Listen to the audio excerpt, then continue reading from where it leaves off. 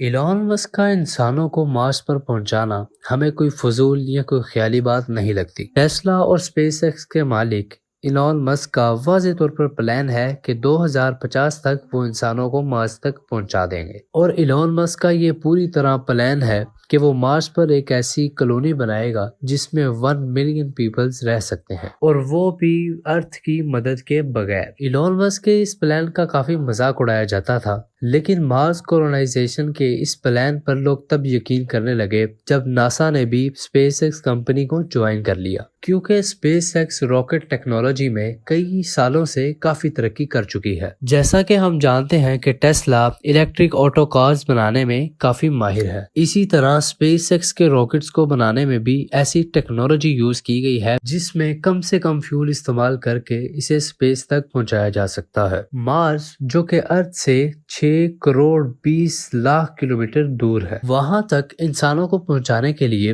ایک خاص قسم کی اسٹار شپ تیار کی جا رہی ہے، جو ایلان مسک کے مطابق ٹیسلا میں یوز ہونے والی بیٹریز پر آپریٹ ہوگا، یعنی اس میں فیول کم سے کم اور بیٹریز کا استعمال زیادہ سے زیادہ کیا جائے گا۔ مارس تک تو وہ انسانوں کو پہنچا دے گا، لیکن سوال یہ پیدا ہوتا ہے کہ مارس پر انسانوں کی کالونی کیسے ممکن ہو سکتی ہے؟ آخر ایلان مسک اور ناسا اس ہرے برے ارتھ کو چھوڑ کر ایسی بنجر زمین پر انسانوں کو کیوں بسانا چاہتے ہیں؟ نہ ہی وہاں پر سانس لینے کی آکسیجن ہے، اور نہ ہی کھانے پینے کی اشیاء موجود ہے، اور نہ ہی وہاں پر -100 ڈگری سیلسیس جیسی جگہ پر سر چھپانے کی جگہ۔ جب وہاں پر انسان کے رہنے کی کوئی بیسک وجہ اور چیز ہی نہیں ہے، تو آخر مارس پر انسانوں کی کالونی بنانے کی کیا وجہ ہو سکتی ہے؟ زعیم کی ویڈیو میں ایک بار پھر سے خوش آمدید۔ یہی وہ سوالات ہیں جن کا جواب آپ کو آج کی ویڈیو میں ملے گا۔ سب سے پہلے بات کرتے ہیں کہ جب اس ارتھ پر انسان کے رہنے کی ساری فیسلٹیز موجود ہیں،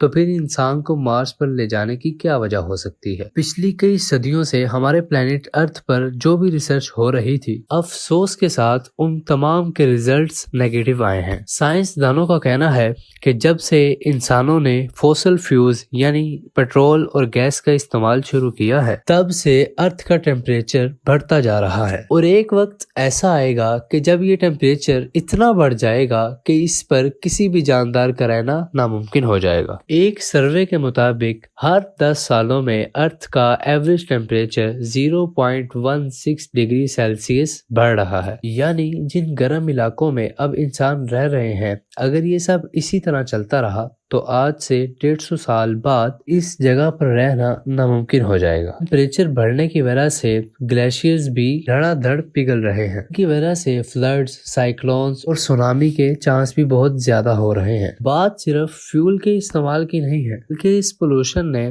ہمارے ارتھ کی اوزون لیئر کو بھی ڈیمیج کر دیا ہے۔ وہ اوزون لیئرز جو سورج سے نکلنے والی جان لیوا شعاعوں سے ہمیں بچاتی ہے، بھی اب آہستہ آہستہ کر کے ڈیمیج ہو رہی ہے، یعنی ایک طرف پولوشن سے پیدا ہونے والی گرمی، دوسری طرف خوفناک سولر ریڈیشن۔ سائنسدانوں کو ایک بات تو کنفرم ہو چکی ہے، ایک دن ہمارا ارتھ رہنے کے قابل بالکل نہیں رہے گا، اور یہی وجہ ہے کہ ہم انسان اپنے لیے دوسرا گھر یعنی دوسرا پلانٹ ابھی سے ہی ڈھونڈ رہے ہیں۔ لیکن صرف مارس ہی کیوں؟ ہمارے سولر سسٹم میں دوسرے بھی تو کئی پلانٹس موجود ہیں، تو پھر آخر مارس کو ہی کیوں چنا جا رہا ہے؟ ہمارے سولر سسٹم میں ہمارا ایک پڑوسی پلانٹ وینس ہے، اور دوسرا مارس۔ وینس جو کہ مارس سے ارتھ کے مقابلے میں کافی قریب ہے، لیکن ہم وہاں نہیں جا سکتے کیونکہ وہاں بھی وہی سب کچھ ہے جس سے ہم بھاگ رہے ہیں، یعنی گرمی۔ وینس سورج کے گرد چکر لگانے والا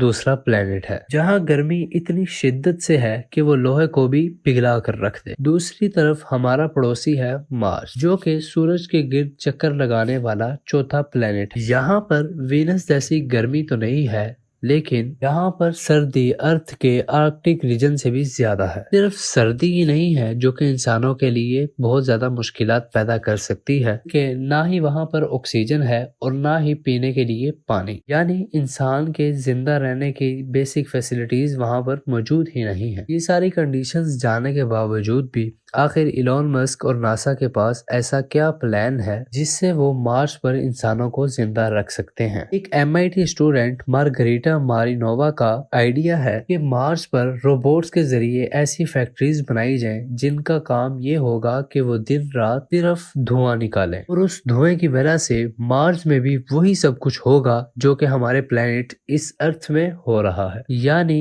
گلوبل وارمنگ۔ دوسری طرف ایلون مسک نے بھی مارس کا ٹیمپریچر بڑھانے کے لیے ایک آئیڈیا دیا ہے۔ وہ آئیڈیا یہ ہے کہ مارس پر بھی نیوکلیئر ویپنز استعمال کیے جائیں۔ ان کا یہ کہنا ہے کہ مارس پر اگر 10,000 نیوکلیئر ویپنز فائر کیے جائیں تو وہاں کی آئس بھی پگھلے گی اور وہاں کا اوور آل ٹیمپریچر بھی بڑھے گا، کی وجہ سے مارس جلد از جلد انسانوں کے رہنے کی دوسری جگہ بنے گی۔ ناظرین، ایلون مسک اور ناسا کا یہ پلان ہے کہ آنے والے 100 سال یا 200 سال میں مارس کو بھی ویسا ہی پلانٹ بنا دیا جائے گا جیسا کہ اب ہمارا ارتھ ہے۔